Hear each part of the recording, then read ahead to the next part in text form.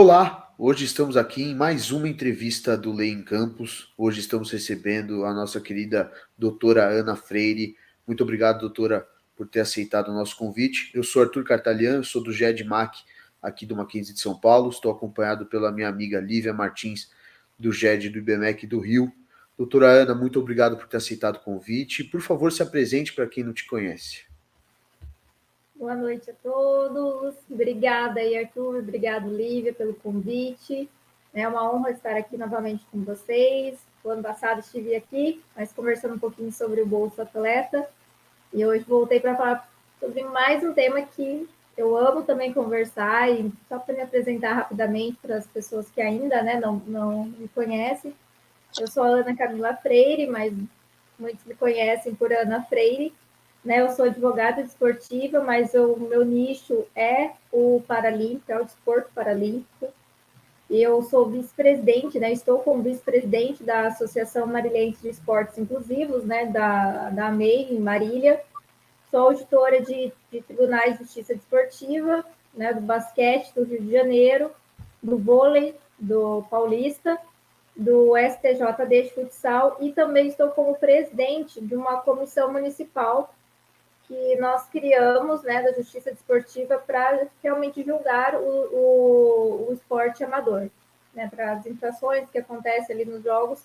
A gente criou essa comissão e eu estou como presidente.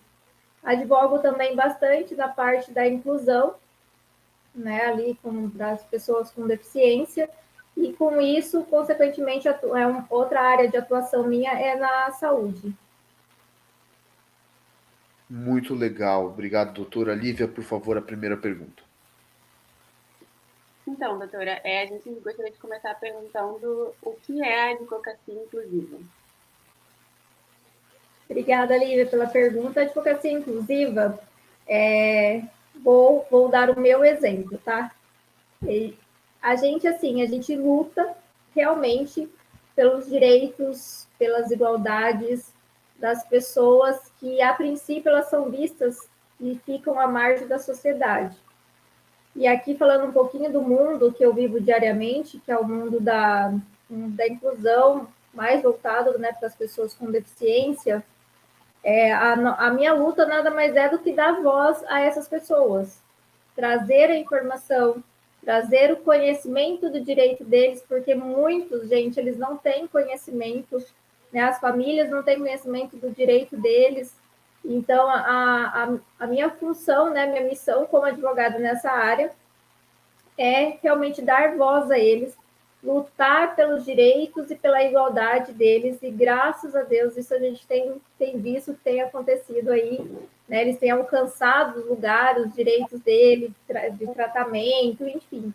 Então, a advocacia inclusiva, ela é a luta constante, é uma luta diária, muitas vezes cansativa, porque às vezes você encontra mais não do que sim, mas ao mesmo tempo é muito gratificante você poder assegurar o direito dessas pessoas que, a princípio, elas ficam invisíveis perante a sociedade. Doutora, no início, na sua apresentação, você falou um pouco o que é, mas eu gostaria de saber o que é exatamente a AMEI Marília. Existem outras entidades dessa natureza de forma homogênea em todo o país? Como que é a situação? Arthur, agora você falou na menina dos meus olhos, a AMEI, A AMEI, ela existe, Esse ano nós completamos 20 anos de existência, Então, ela foi fundada em 2003 pelo professor Celso Parolisi. O professor Celso, ele foi educador físico, foi atleta, E aí ele começou a trabalhar com na PAI. Quando ele era jovem, ele começou a trabalhar na PAI e ele viu que o esporte, para aquelas crianças, que estavam ali na PAI, dava um maior resultado, tanto interação social, quanto disciplina, aprendizagem, enfim. Aí ele sonhou e idealizou o projeto, que é a AMEI, e desde então ele saiu da PAI e fundou a AMEI. Na cara e coragem ali, a gente brinca, porque graças a Deus agora que a gente, de uns anos para cá, que a AMEI ela tem tomado uma proporção muito grande, hoje é falado da MEI internacionalmente por conta dos nossos atletas, né, que sempre são convocados para participar de Paralimpíadas. Mas no início foi difícil. Então, nós ali somos então uma associação, trabalhamos com esporte inclusive alto rendimento e social.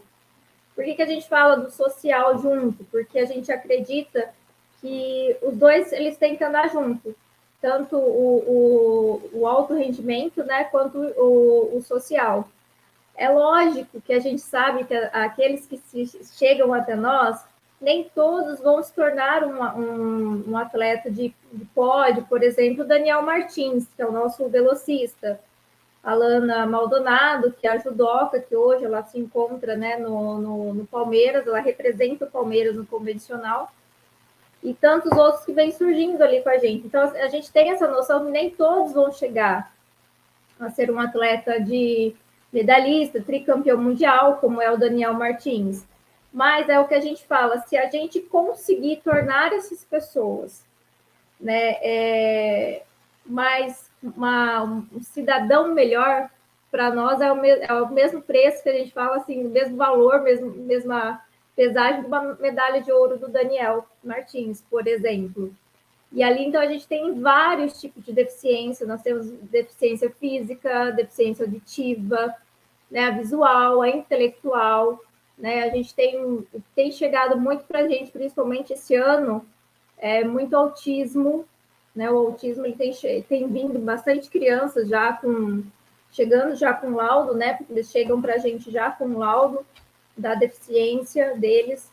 Tem algumas síndromes, agora eu não me recordo, gente, o nome, mas é uma síndrome que faz a criança ganhar muito peso. Eu não lembro agora o nome exatamente dela, mas é um tipo de deficiência que a gente tem. Nós já tivemos o caso de deficiência de raquitismo. Então, assim, tudo isso a gente sabe que a gente vai treinar eles. Alguns vão se destacar, mas outros vão se destacar para recolocação no mercado de trabalho. Então, tudo isso a gente faz. A gente tem, por exemplo, o Manuel ali com a gente chama ele de Mané. O Mané faz 20 anos que ele é funcionário da Unimed.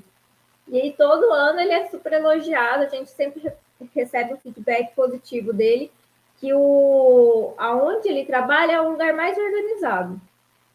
Então, assim, a gente fica feliz quando a gente recebe esses feedbacks, a gente conseguiu realocá-lo no mercado, né, de trabalho, porque a gente sabe que até isso para eles é mais difícil conseguir um emprego, né? Então, por esse meio, a gente consegue ir colocando cada um. Outro exemplo, eu gosto de citar bastante, gente, é o Rogério. O Rogério, ele não era deficiente, ele sofreu um acidente, e aí ficou cadeirante, e aí ele achou que o mundo estava perdido, né? Porque é difícil, né? A pessoa quando não e de repente sofre um acidente, acaba, né? De uma hora para outra, ver sua vida sendo mudada. Aí ele começou a ir para a gente, nós começamos a trabalhar com ele, trabalhamos alguns anos, aí ele descobriu, por meio do esporte, que ele poderia ir muito mais. Foi quando ele resolveu entrar para a faculdade de Direito, cursou Direito, se formou, e recentemente tem uns 2 anos que ele assumiu como escrevente no Tribunal Regional Eleitoral.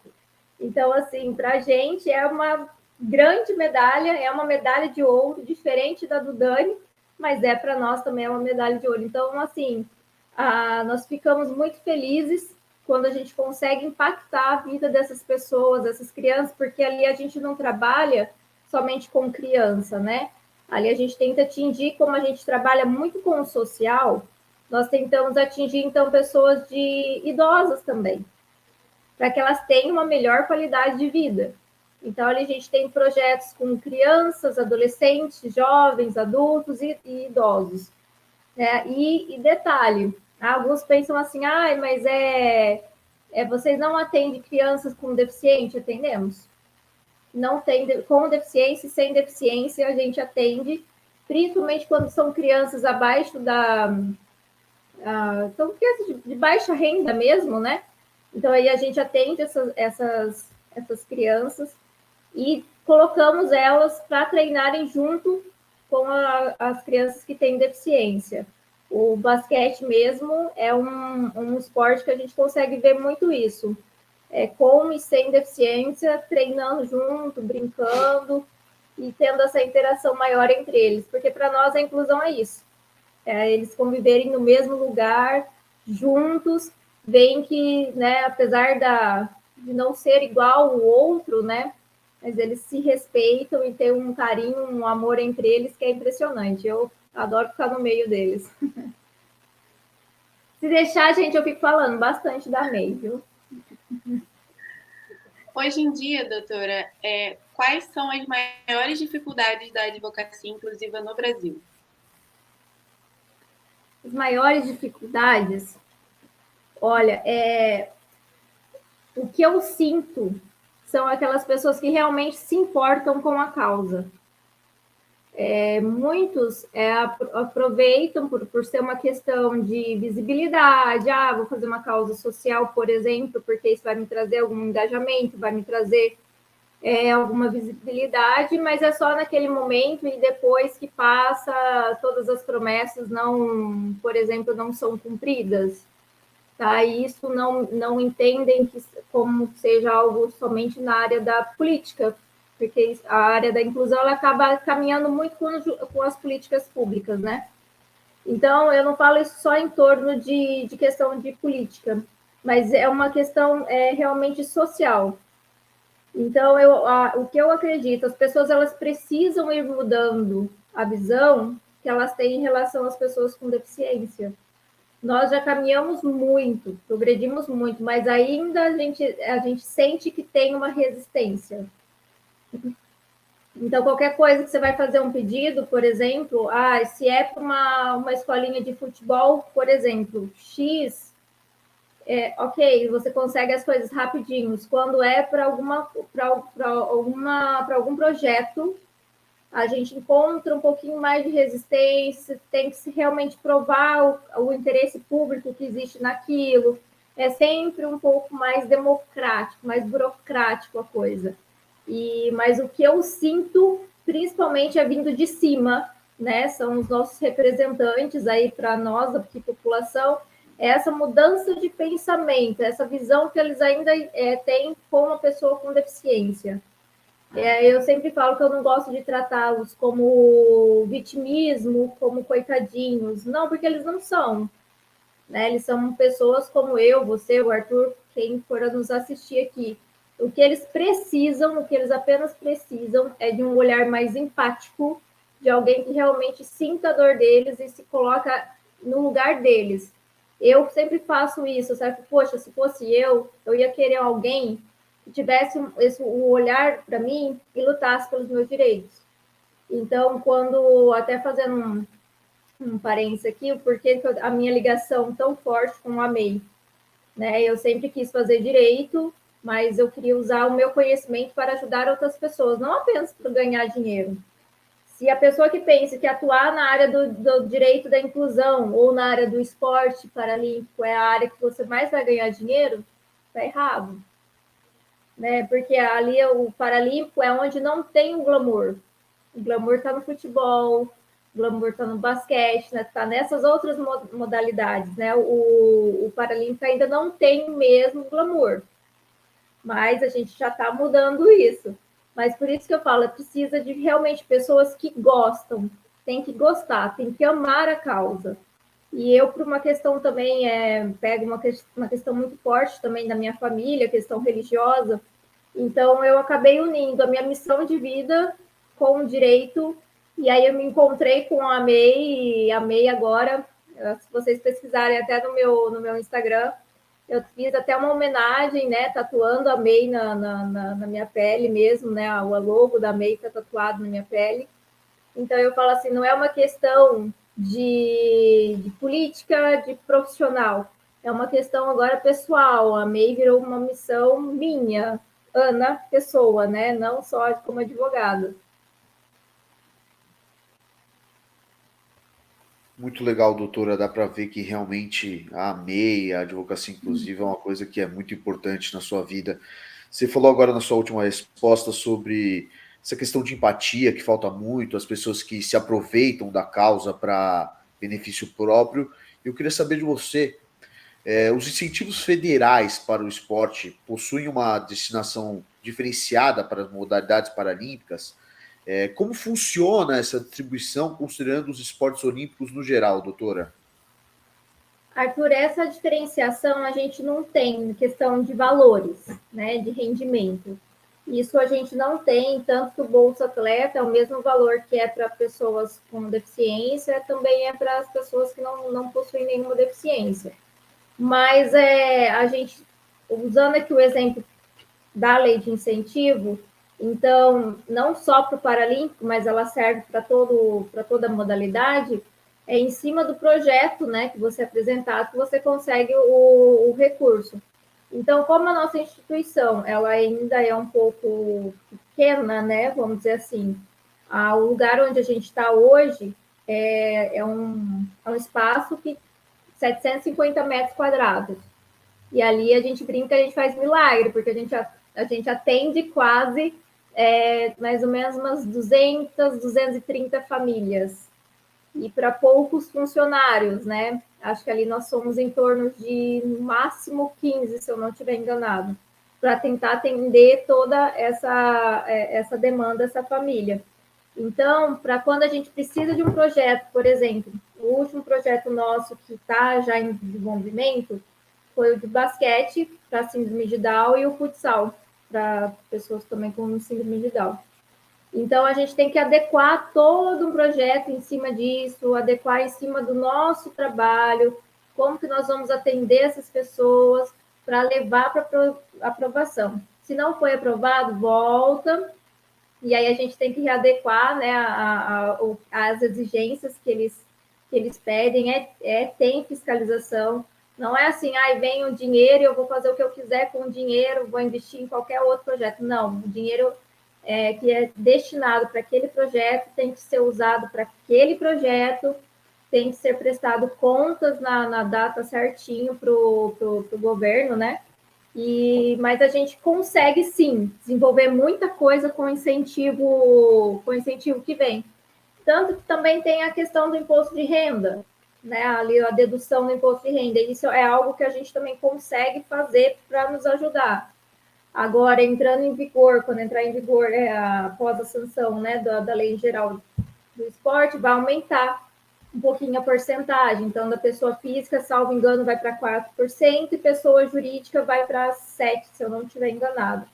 Então, assim, esses incentivos a gente tem que ir atrás, mas, assim, sempre adequando com o que é pedido para eles, o que eles nos pedem, na verdade, a gente tem que sempre readequar o nosso projeto. Mas bem sim, não tem diferença, viu? Porque é paralímpico e olímpico, nós não temos essa diferença. Nesse sentido, não, nós não sentimos. Como as normas de proteção e inclusão aos deficientes afetam o âmbito desportivo, doutora? Há necessidade de uma legislação específica para a inclusão nesse segmento?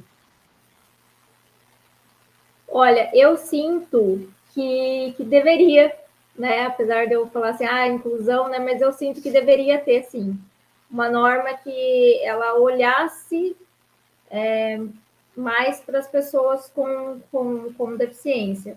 É claro que a lei, né? Vamos falar da lei Pelé, que ainda está em vigência, né?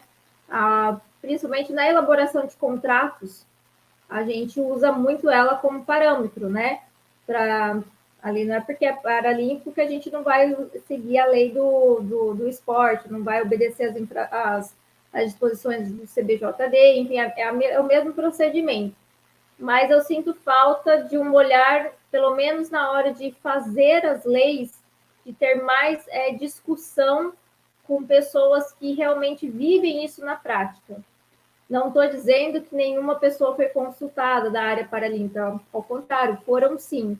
Mas eu acho que precisa ter um debate um pouco mais aberto, até mesmo para essas entidades, para essas pessoas que fazem parte de gestão, poderem levar qual é a necessidade delas e tentarem, então, fazer realmente uma política pública ali que consiga abranger tanto as pessoas, os atletas olímpicos, quanto os paralímpicos.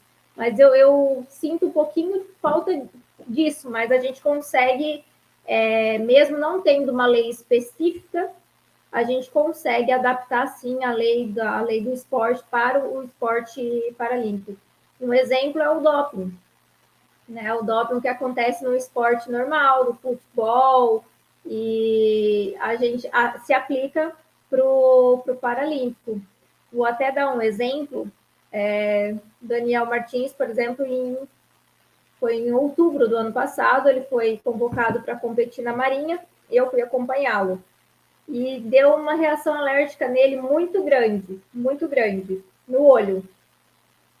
E ele tem, né, o oftalmo particular dele, que acompanha ele, e aí tem o médico, a equipe do CPB. Só que só para vocês terem uma noção, como é relevante essa questão do doping também no Paralímpico, que ele teve que competir com a reação alérgica ali no olho, porque nós ficamos com medo dele passar qualquer produto no olho, pudesse, por exemplo, ele cair no doping e depois, às vezes, dar alguma alteração por conta de uma substância. Não que foi algo proibido pelo CPB, não, eles não proibiram, eles cuidaram do Dani, fizeram ali, lavaram, né, o olho dele para tentar melhorar, mas a reação alérgica dele foi tão grande que a gente até cogitou na hipótese dele não correr aquele dia, por conta, estava afetando a visão dele. Mas ele insistiu, ele quis competir, falou que foi para lá para competir, foi, e o primeiro lugar veio. Mas eu só dei o exemplo para vocês verem que é esse mesmo olhar com as leis do doping, por exemplo, se é um atleta que é pego no doping, vai ser julgado com as mesmas penas e infrações de um atleta que não é paralímpico. Eu só dei esse exemplo só para ilustrar um pouco mais como que funciona também a questão de infração, né, na nossa área aí. Doutora, falando um pouquinho mais da parte prática, tem uma diferença considerável no quadro de medalhas do Brasil dos Jogos Olímpicos em comparação com os Jogos Paralímpicos. A que você atribui essa diferença no quadro de medalhas? Eita, que agora você me colocou numa saia justa, hein?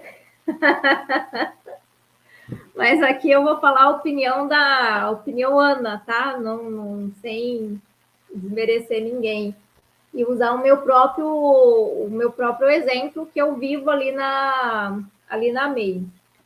Quando a gente tem, o que eu observo, tá? Quando a gente tem pouco recurso, como a gente ali, e longe de vitimismo, gente, porque eu não gosto de vitimismo, acho que ninguém é vítima,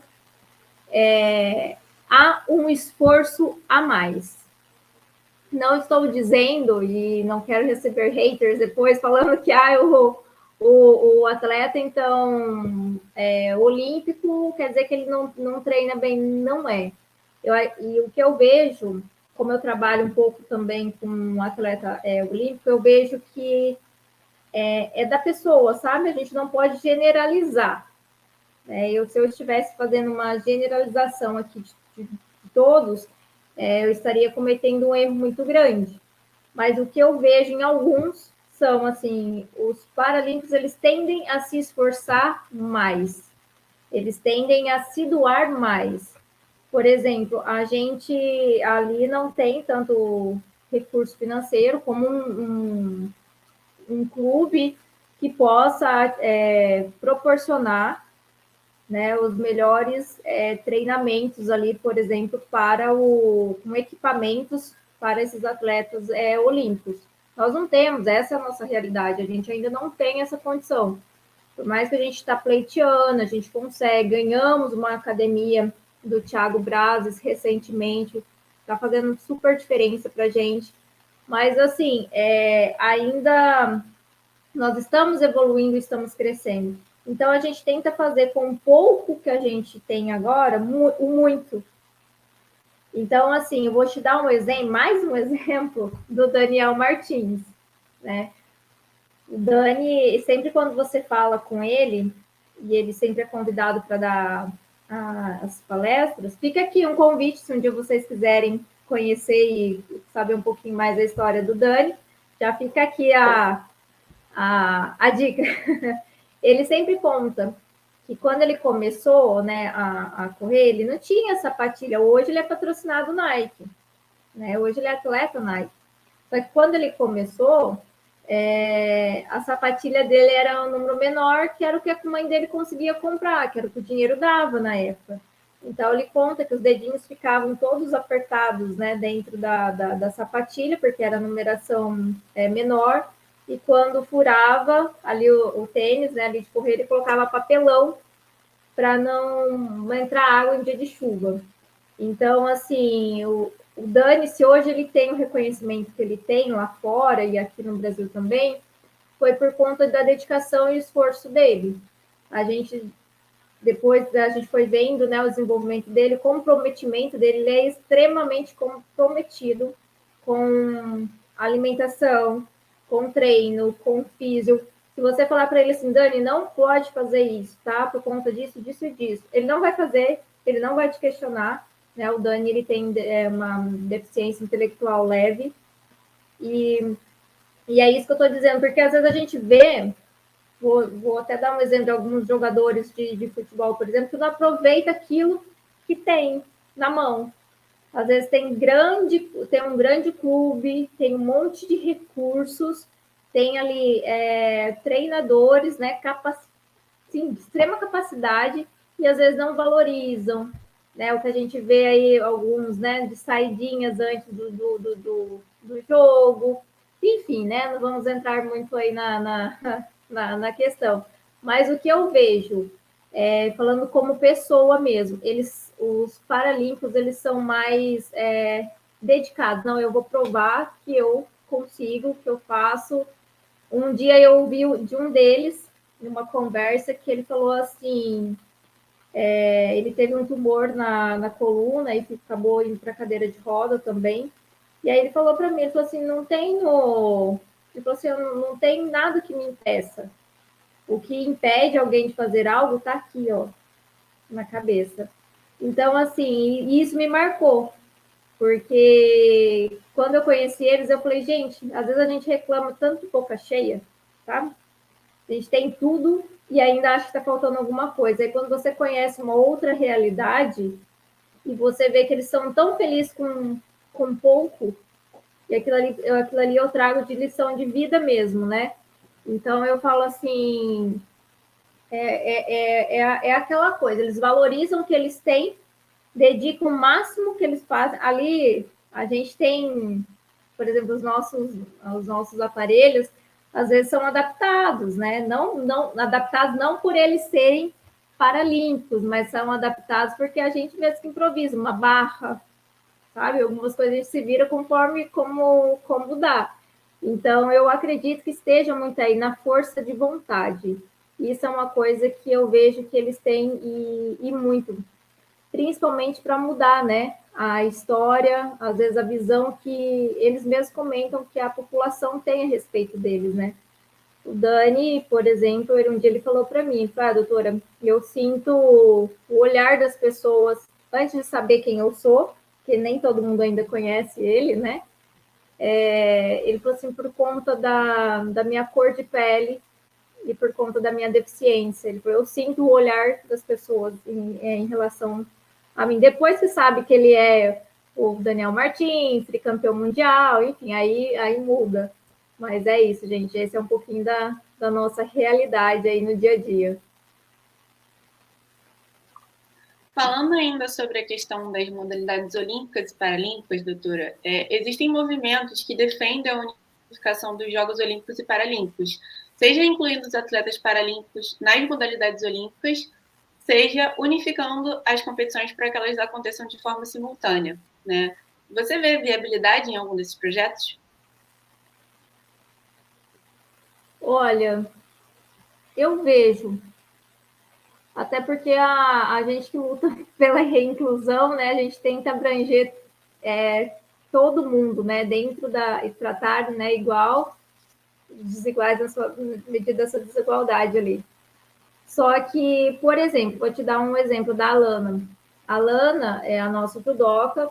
No Paralímpico, ela representa, tá? Ela é uma atleta visual, ela tem deficiência visual.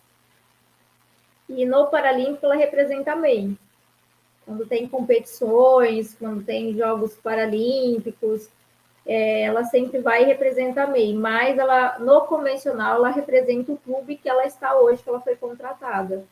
Nós até fizemos ali, existe, né, ali não é um acordo, é que foi realmente combinado entre nós ali, era a MEI, a Lana, né, ela representa os dois times, então mesmo no Paralímpico, ali ela está no nome da MEI, mas também leva o time dela, que é o que viu, né, ali um grande futuro nela e levou para dentro do clube, tanto que eu soube que esse clube também está desenvolvendo a parte paralímpica dentro do clube.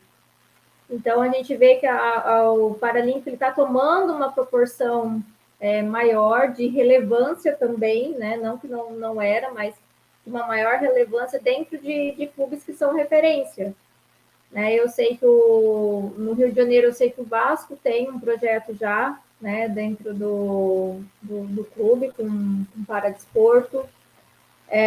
No Corinthians, antigamente tinha, não tenho certeza se ainda existe.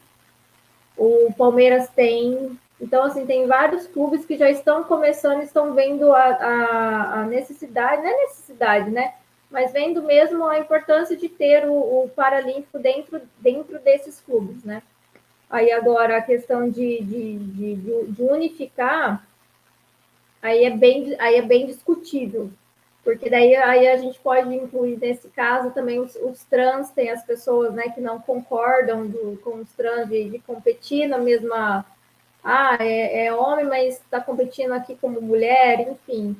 Isso ainda, nós que atuamos na área, não tem algo definido ainda sobre o que seria o correto, né? Porque envolve biotipo, enfim, né? Não vou entrar em discussão aqui de medicina.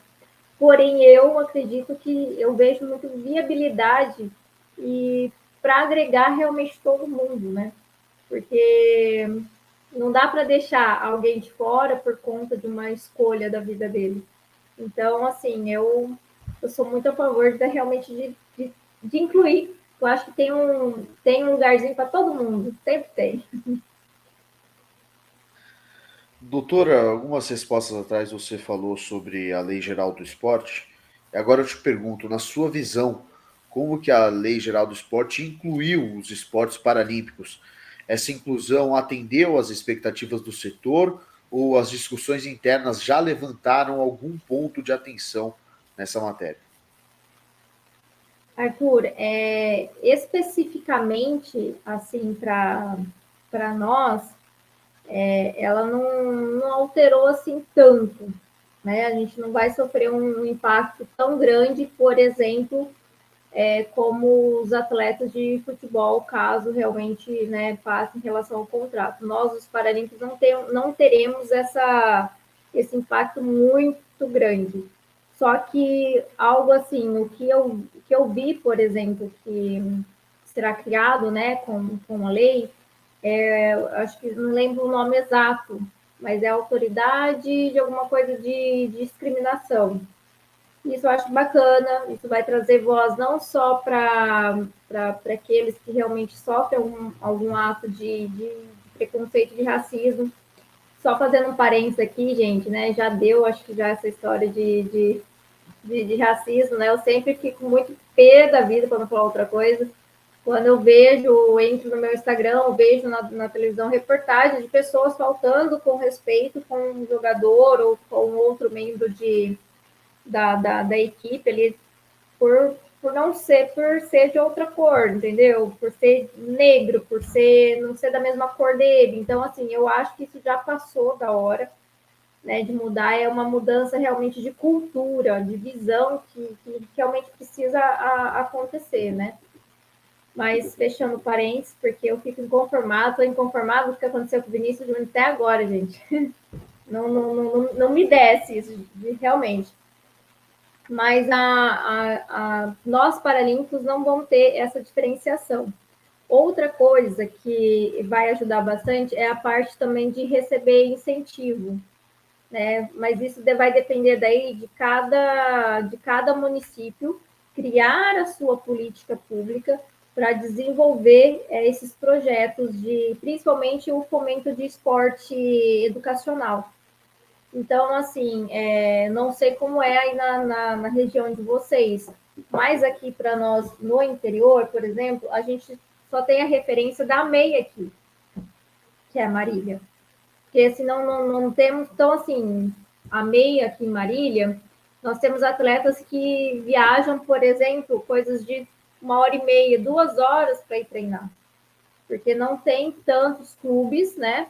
Como a MEI, como a Associação AMEI, que integram essas pessoas que querem desenvolver o lado do esporte. Porque o esporte, ele não é só para a pessoa realmente ser um atleta profissional, mas melhora a disciplina, melhora a interação, né, social. E isso a gente vê uma melhora absurda, geralmente com crianças autistas, né, que eles conseguem ir melhorando até a parte escolar. Então, com a Lei Geral do Esporte, vai haver essa possibilidade, e é um mecanismo, é um sistema, que mais daí vai precisar mais seria do impulso do próprio município em ir atrás dessas verbas para poder trazer para a cidade. Por que eu estou falando isso? Porque até eu dei esse exemplo que só tem a MEI. A MEI, ela não é ligada à prefeitura. A MEI, ela é uma associação que não tem vínculo com prefeitura. Ela nasceu ali da ideia do coração do Celso e foi atrás. Mas hoje a gente recebe um termo de colaboração da prefeitura de Marília, que nos ajude muito a manter a MEI, senão a gente não sei como a gente estaria dando conta até hoje, nesses 20 anos. Mas, assim, a MEI, ela não tem nenhuma ligação direta com prefeitura. A MEI é totalmente partidária. E aí, esse projeto, né, realmente vindo, porque, assim, a teoria é lindo, né? Vamos ver na prática como vai funcionar. Mas se realmente vier a funcionar tudo que está previsto ali, a criação desse sistema para gerar mais rendimentos para os municípios, eu acho que até aí vai melhorar muito para as cidades, para os municípios também abrangerem mais a parte paralímpica, porque não é todas as cidades que têm esportes e professores de educação física, né, de prefeitura, de cidade, vamos dizer assim, que são treinados e são capacitados para dar aula para receber essas crianças. Nós aqui mesmo tem algumas cidades que estão começando com esses projetos de ter a própria Secretaria de Inclusão, antes não tinha, agora que começaram a criar uma Secretaria de Inclusão, agora que estão começando a desenvolver alguns esportes, né? Então eu vejo que isso vai ajudar muito, muito mesmo. E realmente eu espero que tudo que está ali no papel, quando for na prática, seja melhor ainda do que está ali. Ainda falando sobre incentivo, doutora, e clubes, né, que a gente mencionou um pouco tempo atrás, o Palmeiras, o Corinthians, qual incentivo existe para os clubes no esporte paralímpico no país?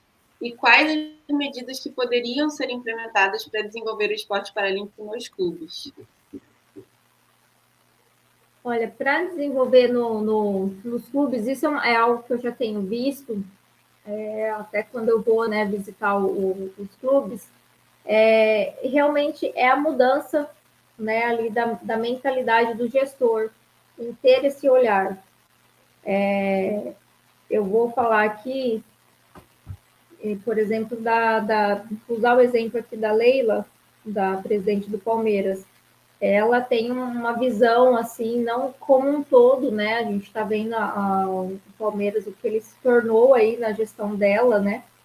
Mas claro que não é só ela, tem toda uma equipe, né, trabalhando junto, tem técnico, enfim, tem um monte de pessoas que às vezes a gente nem imagina, né, trabalhando por trás para o time estar onde está hoje. Porém, eu vejo ela também preocupada com outras questões, por exemplo, o Paralímpico, né? Então, ela é bem aberta e ela é bem voltada para essas questões de ter um esporte inclusivo dentro do próprio clube. Né? Então, a nossa Alana mesmo, a nossa judoca, foi contratada por ela. Né? Representa o judô, ela representa o Palmeiras. Então, assim, a gente precisa, realmente é uma mudança cultural, de mentalidade, né? Porque não adianta a pessoa estar lá no topo e ter uma mente fechada.